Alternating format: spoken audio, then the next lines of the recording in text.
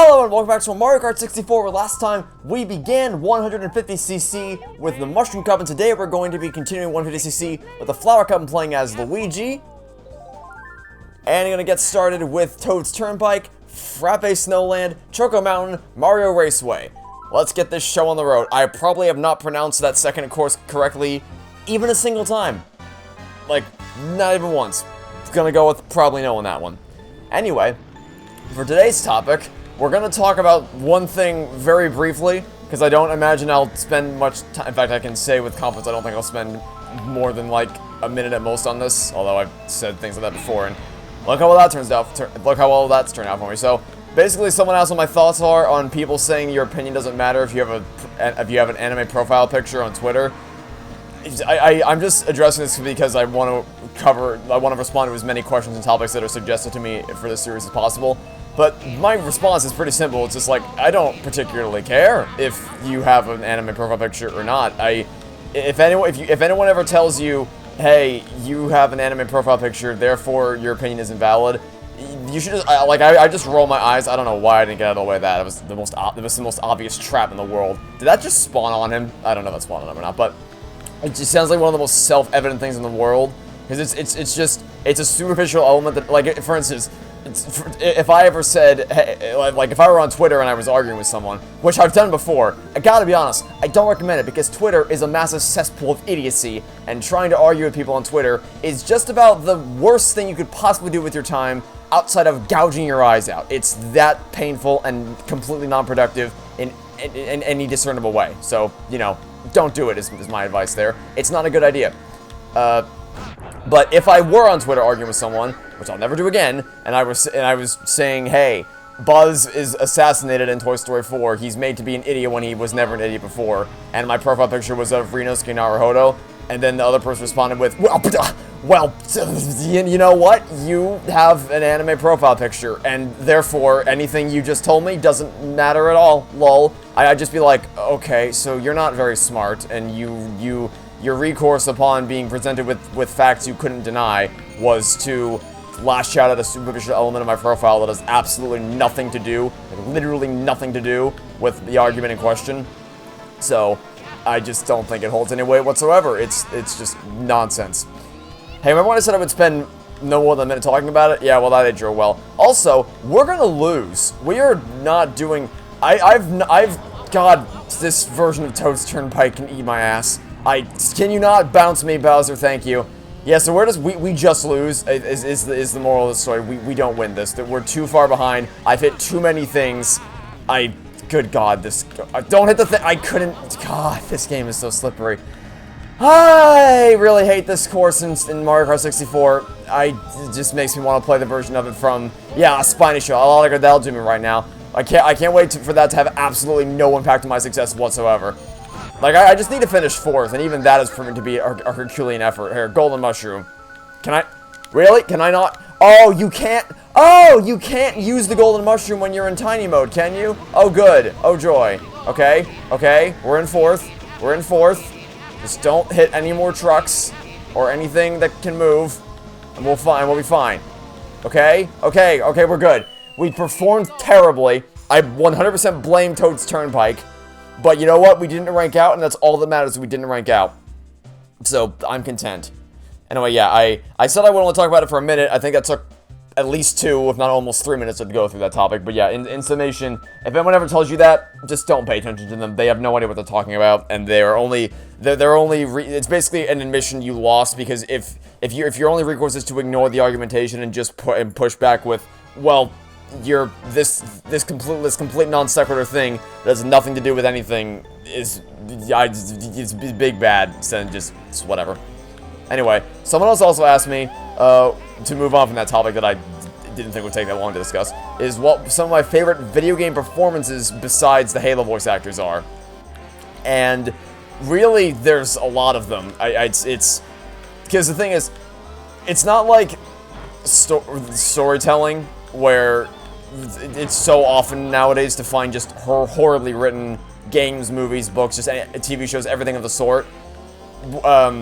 Acting is across the board fairly consistently great, there's a lot of really great actors out there. Of course, there's of course always going to be horror people who can't act to save their life, but that's just part of the course. There's always going to be exceptions to the rule. But for the most part, even if a story is horrible, you'll find the actors are great for the most part. For instance, to kind of tie this into another topic that someone asked me, is good actors in bad movies.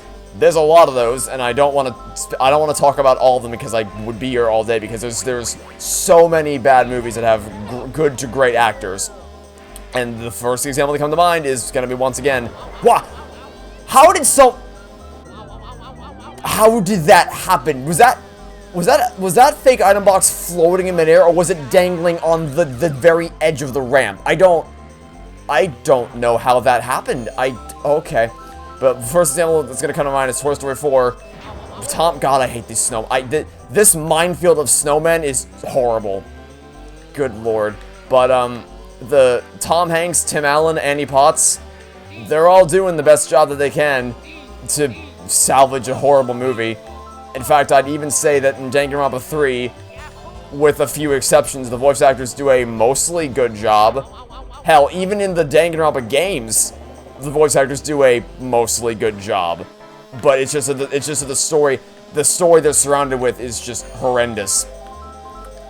So, yeah, it's more often than not, you'll find out that even if the story is horrible, the actors are usually decent to amazing at their job.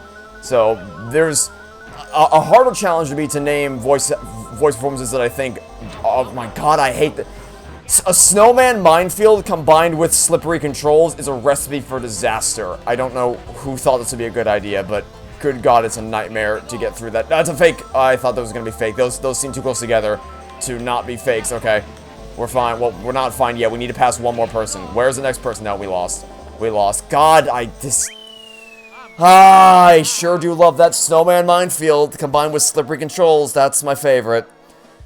Oh my god. Okay, well, I'll be back in a second after I replay through this very fun course. What? Really? There's an invisible wall there. Really? Really? There's an invisible wall there. Oh, good. Not only invisible wall... Okay, so it's one thing to put an invisible wall there. It's another thing to make said invisible wall kill you instantly. That's fun. That's great. Yay. Yay. I sure do love crap Snowland. Okay, we're fine. We're fine. We made it. Great. Oh, dear God. Okay. Well, our decent performance from the last episode has just gone down the toilet now, hasn't it? Wow. Alright then. Anyway, as I was saying, it's easier to list examples where the voice actors don't do a good... Well, I guess I say easier. There's less... You think it'd be easier because there's less examples, so... Or I guess not easier. A better question would be, is what I'm trying to say, to list examples where there's bad performances, because there's less of them to pick from, whereas more often than not, you'll find great performances in games. But if I had to list some standouts, Melissa Hutchinson does a phenomenal job as Clementine, and really just the whole cast of The Walking Dead does a great job throughout all seasons of The Walking Dead games. GLaDOS and, I think Ellen McClain and, is it Stephen Merchant? I don't know if that's his actual, I don't know if that's the name of the guy who does the voices, but the voice actors for GLaDOS and Wheatley obviously, they knock it out of the ballpark, and Cave Johnson as well. I guess I could throw Cave Johnson there since he plays a pretty substantial role in the... Man, I sure do love how slippery this game is to play. It plays a pretty substantial role in the plot, even if it's only through intercoms, but still. So Portal 2 is definitely up there, as is The Walking Dead. I guess it's worth mentioning, not that I think it needs to be said, but the voice actors for Rinosuke and Susato, and just, I guess, the entire cast of The Greatest Journey Chronicles do... Even though there wasn't much voice acting, it was few and far between in the actual Chronicles itself. Whenever they did get to use their voices to speak, they knocked it out of the ballpark. So that's... I don't know, I guess it's just... Like I said, so many games have great voice acting, or if not great, then at least decent voice acting, so it's hard to list some of the best examples because there's so much to choose from, I guess, is what I'm trying to get at here. So yeah, those are I guess that'd be my response to the question of what is, because I can't list the Halo games because the question specifically mentioned to not discuss the Halo games because it was I talk to no end about how Steve Downes and Jen Taylor are just some of the most iconic voices in video game history. The voices of Master Chief and Cortana are just legendary, for lack of a better term. So it kind of. And of course the whole cast of the Halo games as well, but I had to list examples that weren't that because of how often I praised those two voice actors specifically. So those are, hopefully they found that to be a satisfactory answer. I know I kind of didn't deliver on it fully because I mainly just talked about how there's so many to choose from and didn't offer that many. I didn't offer a whole plethora of good voice acting. I guess I could list a few more. Budget Cuts is a good one.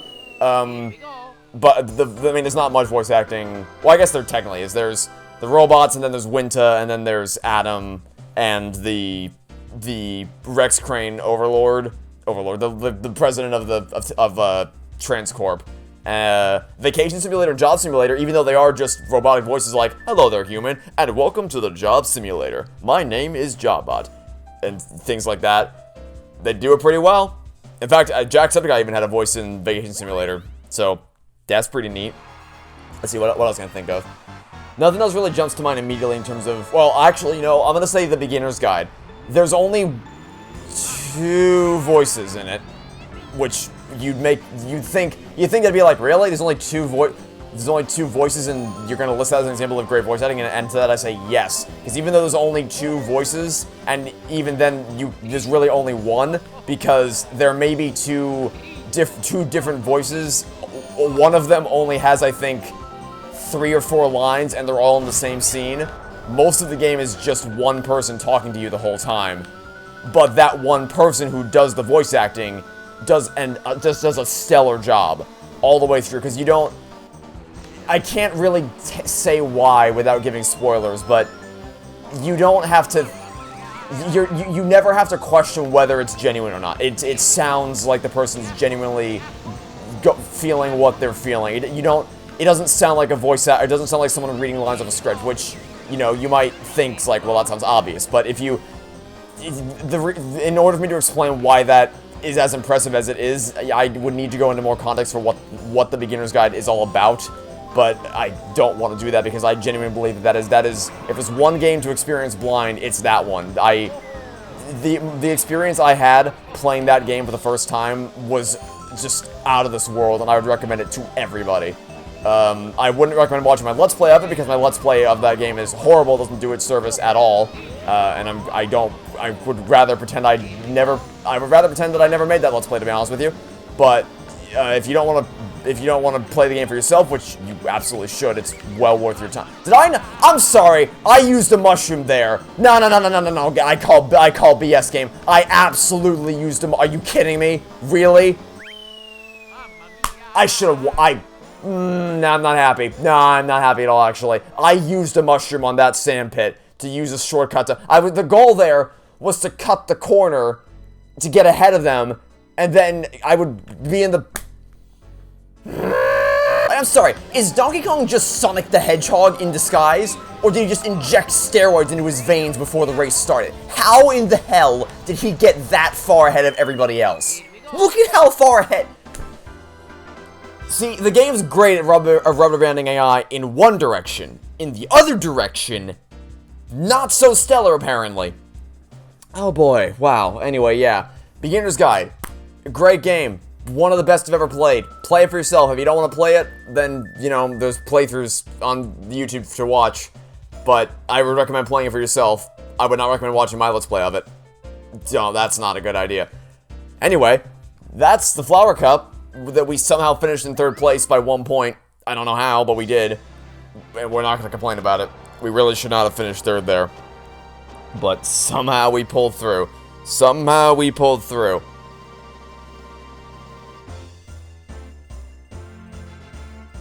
There he is. There's Luigi coming in for his, well, I say victory. Victory would be 1st place. We're in 3rd place, which, not a stellar victory, but you know what? For 150cc, also, I just noticed Toad's in the background. I didn't see that. Toad is just kind of chilling in the background. I guess only the one, well, I guess that makes sense because you rank out if you're not If you're not in the top 4, you rank out, so I guess it makes sense for only Toad to be there. But that's just sad. Toad's the only one just chilling in the background of the scene. Oh, by the way, this is one thing I really wish was in Mario Kart 8, is the post-race victory animation. I really wish that these cutscenes were in Mario Kart 8, because that was one of the things I loved on Mario Kart Wii, was that kind of cutscene you got after the Grand Prix, that you got to see all your characters pull up to the victory ceremony and just celebrate by on the stand and everything. In Mario Kart 8, it just shows you the rankings.